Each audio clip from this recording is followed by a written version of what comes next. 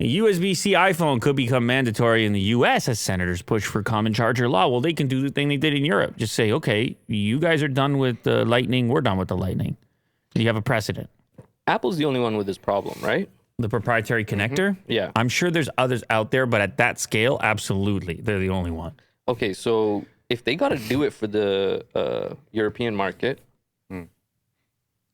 aren't they just going to do it for the US? Like, that'd be crazy if they released an iPhone, what is it? The 15 is going to be this version, the Type-C version? Mm-hmm. Yeah, and you pick and choose? No, I don't think that's going to happen. I think it's just going to be all Type-C. Exactly. So, I mean, if they're going to do it for the European market, this seems like, well, they're going to do it anyways. But, okay, if you want to have a law. If you want to have a law, you have a law. Right.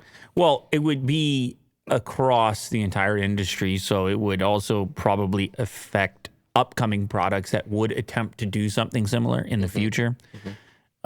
Universal standards in general, because there once was a time where it was all over the place with connectors, and it wasn't universal, even though you had USB. Right.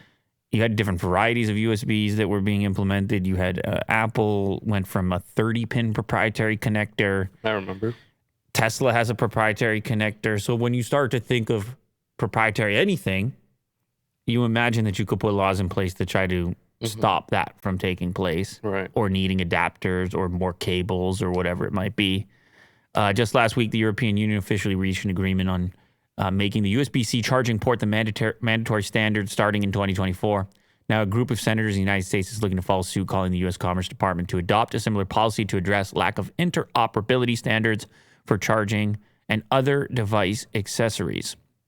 A letter was sent to Gina Raimondo, the Secretary of Commerce for the United States. It is signed by Senators Ed Markey, Elizabeth Warren, and Bernie Sanders. In the letter, the three explain the lack of interoperability standard in the United States results in e-waste and environmental damage while also being a burden on consumers. We urge you to follow the EU's lead by developing a comprehensive, there you go, follow the lead. You have the precedent, you go for it. But like you said, it's probably a thing that was changing anyways at this point. It's funny that these things come into play when it's already too late. Government's a little slow on that because Apple probably already had a plan. And I think we all knew the days of the Lightning port were numbered. Right. So will this speed things up? Possibly. But it was going away anyway.